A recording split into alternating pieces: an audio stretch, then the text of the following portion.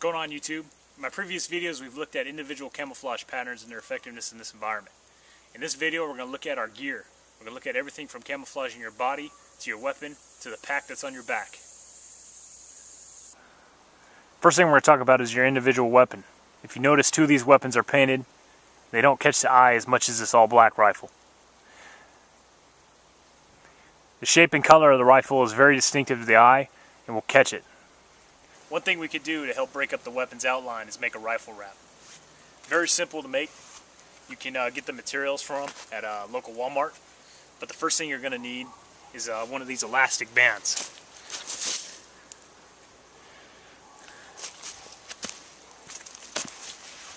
Very cheap. It's probably only a couple bucks, if that. But you take the elastic band,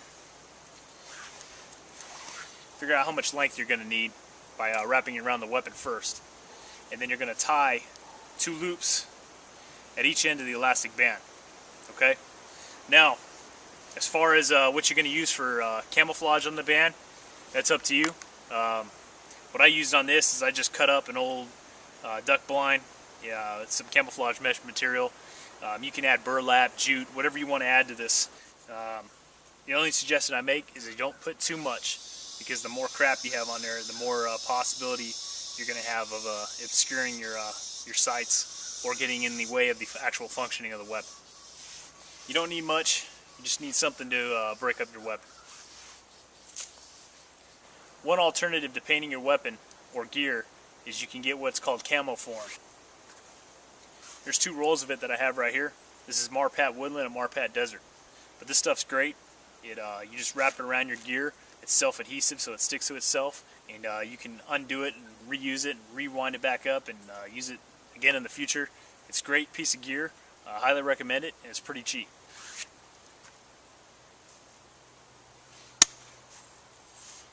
As you can see, this is a spotting scope I gave a paint job,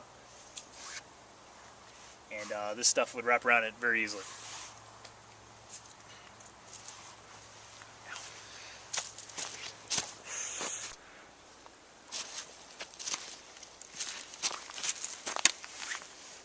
Alright, applying your rifle wrap. Just going to take a loop, put it over your barrel, and then you're just going to wrap it around your rifle. Make sure it doesn't obscure your sights, whether you're using a scope or iron sights, or some sort of reflex sight.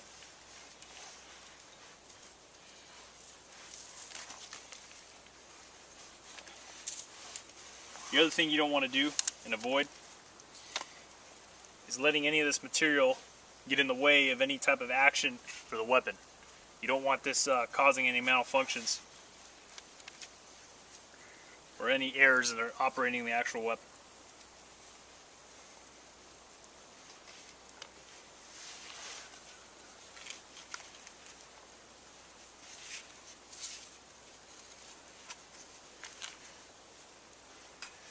Also, make sure that you leave enough surface area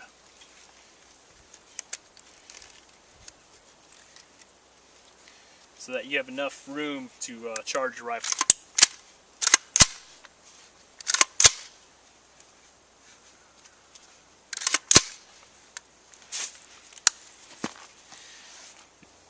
There you go. There's the rifle wrap. I got nothing actually blocking the functioning of the weapon. I can charge my weapon. Nothing's in the way of the bolt. Nothing's blocking the magazine release or the safety mechanism or the trigger housing. I can see through my optics quite clearly. That's another perk to using this mesh type material. And it's effectively breaking up the outline of the weapon.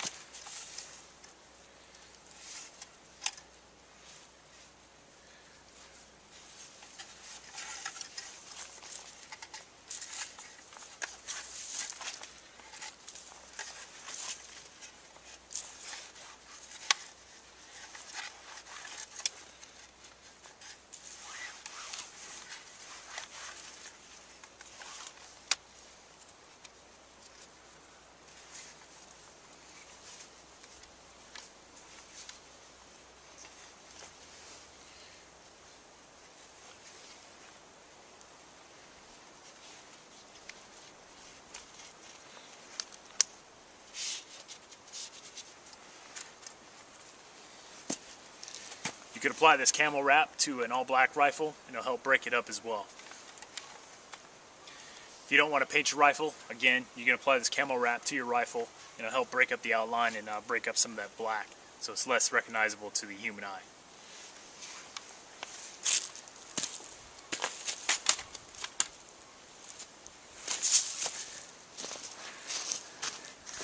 Another thing you can use to help master your position is I've taken a sniper veil and all I've done is I cut and tied in cami netting and burlap to this sniper veil. Great thing about sniper veil, as you can see, it's got these grids in it that you can see through. So you can put that over your weapon. What I've done here is I made a little hole for my barrel.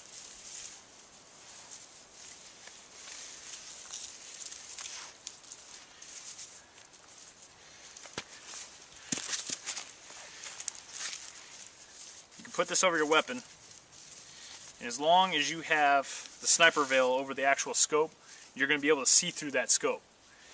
So when you're laying in the prone, you can throw this over your head and you can see through the actual sniper veil and still engage targets.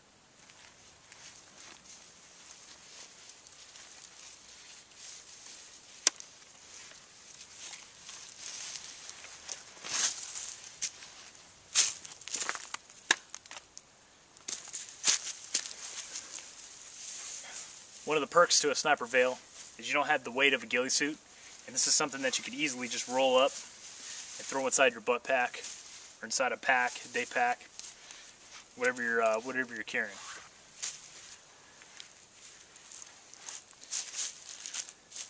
This is a sniper veil that I routinely wear. This is another type of sniper veil. This is a woodland camouflage sniper veil, but wrap around your neck. You can tie it. You know, it has all kinds of purposes. You can it catches sweat, keeps your neck cool, and if you need to, you can use it just in the manner that I just showed you as a help cover and conceal your position.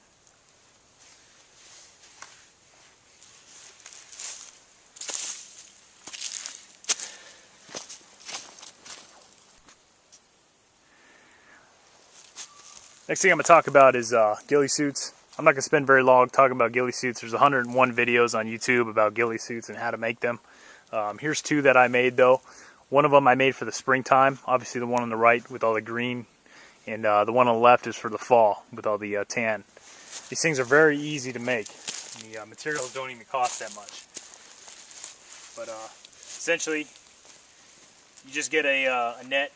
You can either use like a fishing net or a cami netting, and attach it to the back of your camis. You can use shoe goo. If you want to use the more time-consuming method, you can actually sew them onto your camis. Either way, that net's going to be pretty secure and pretty strong.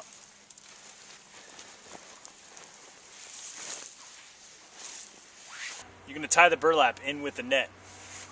Don't put too much burlap in there because you want to leave plenty of room to add natural vegetation.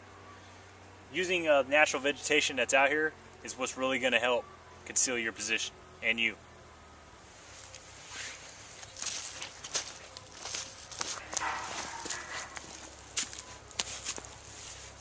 For the headgear, I recommend using a boonie. Reason is because the boonie, because it has this rim, it goes all the way around. It keeps the ghillie material out of your face pretty well. You can use a patrol cap. You know, it does a pretty good job as well. Most boonies already have a rim that goes around, so it's easy to attach the net to. So there's not much work. You don't even have to use glue or sew it on. Just make your head cover and then attach it with zip ties. These are good pieces of gear to have. Again, just like sniper veil, you can fold these up.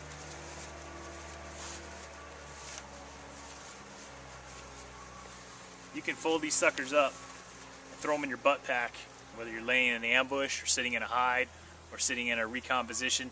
You know, you can just keep this sucker in your butt pack, pull it out when you need it, add some natural vegetation, and there you go. You just plussed up your camouflage pretty effectively.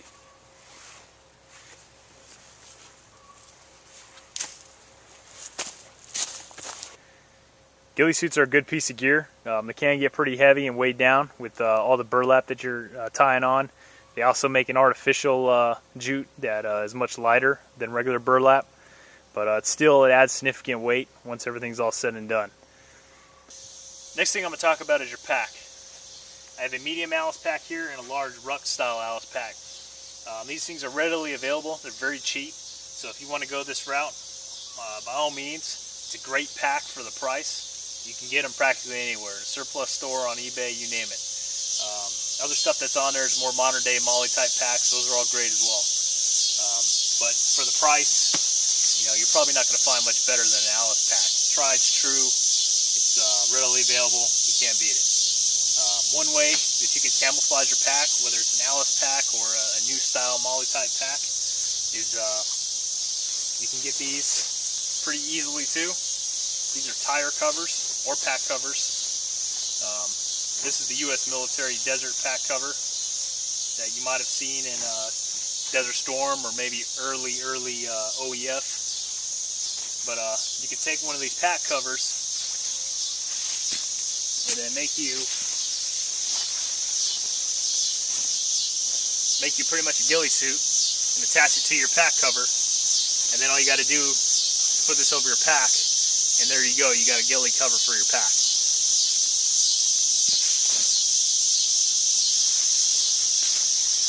You can get pack covers in woodland and tricolor desert pretty cheap and readily available.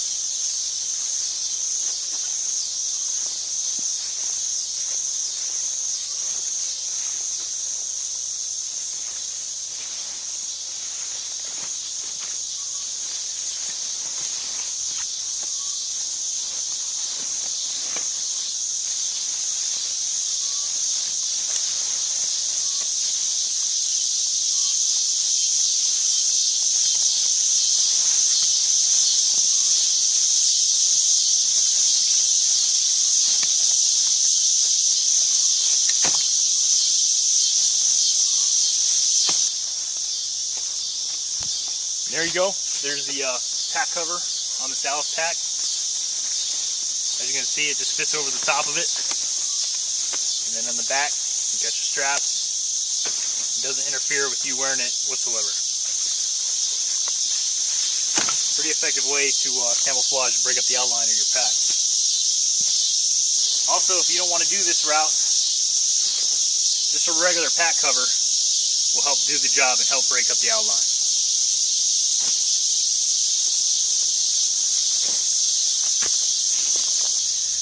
Next thing I'm going to talk about is camouflaging your helmet.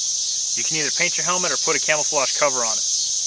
Most camouflage covers have slits in them so that you can insert vegetation into the slits. Also, you can get what's called a ranger band, which is what I have here, and it's very easily. You can insert vegetation into this ranger band. A lot easier than using those slits. A lot quicker.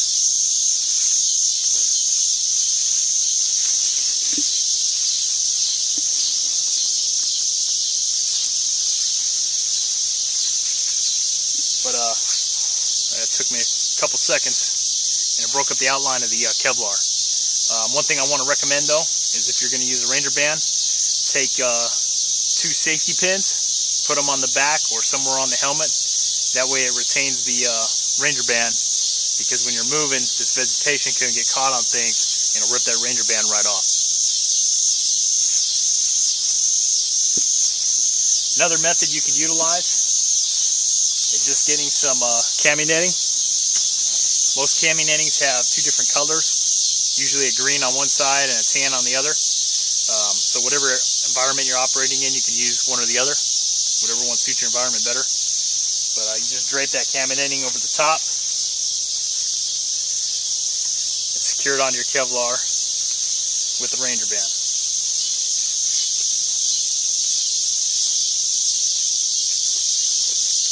Just like that. And then if you want, you can also add the vegetation to it as well.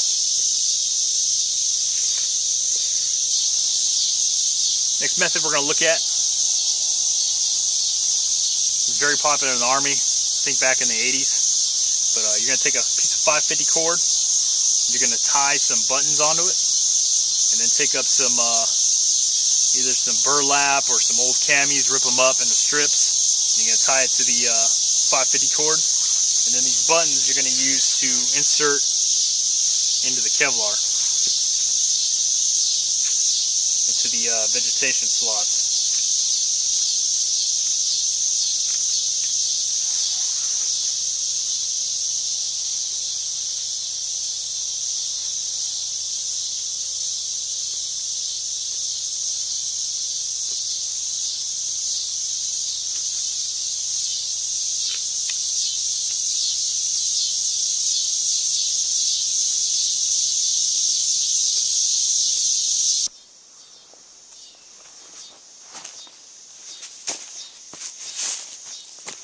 This is what it'll look like when it's all attached.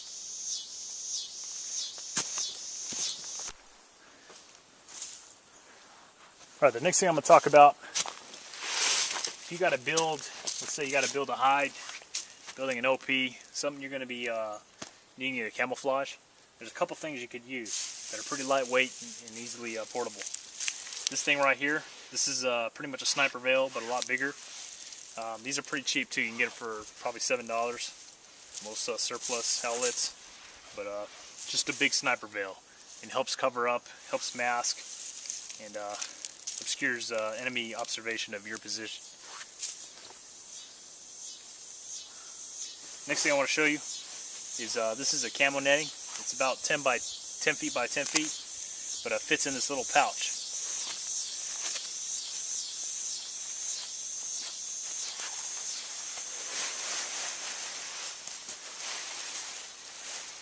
There you go. You got two. You got a light green and a dark, but pretty compact, pretty portable, easily to transport.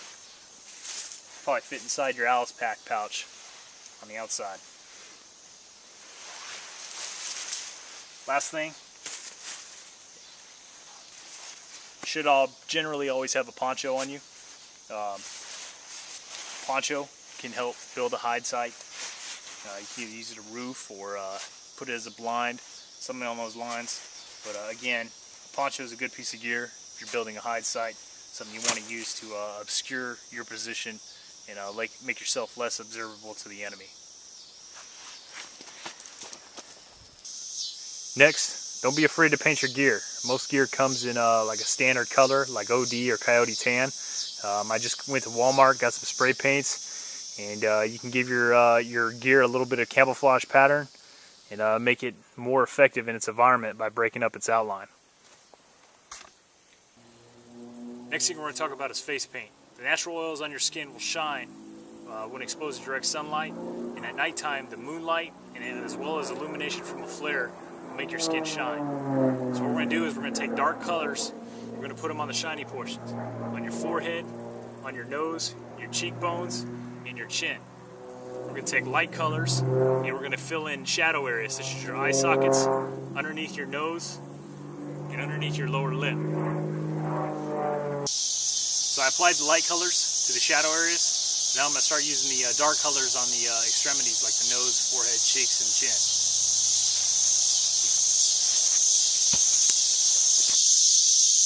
Alright, so once you apply your dark colors and you got it pretty much all on your face, you want to start blending it in. So just start working that pattern in. Remember, this isn't an art piece, it doesn't have to be perfect. Just blend the colors in irregular shapes. Try to adhere to the principles that I was talking about earlier.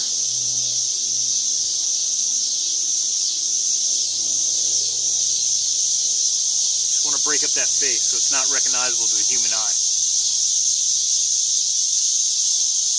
If at all possible, ideally you want to have somebody else put your paint on. That way they can always see something that you can't see, and they'll cover every spot. These little mirrors aren't the greatest thing in the world.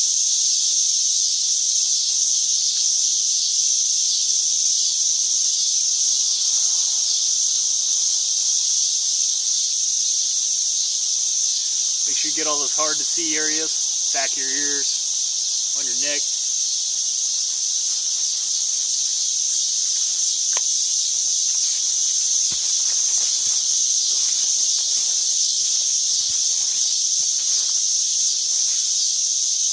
Alright, final touches. I usually wear something around my neck. Most of the time it's a sniper veil. I also like to wear those recon wraps. Sniper veil is a good piece of gear. I already talked about it earlier.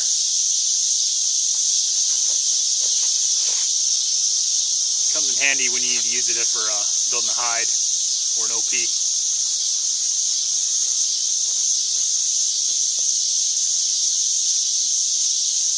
Alright. As far as your hands are concerned, if you're not going to wear gloves, put face paint on your hands. Right? The natural oils are on your hands, just like they're on your face. You want to cover those up. They'll give your position away. An alternative to using face paint on your hands, you can put on some gloves. This is what I generally do. I like Nomex flight gloves. There's a lot of gloves out there. Me personally, I like the Nomex gloves. They're real thin, and it's the closest thing, for me anyways, to not wearing gloves. So, Nomex are my preferred choice.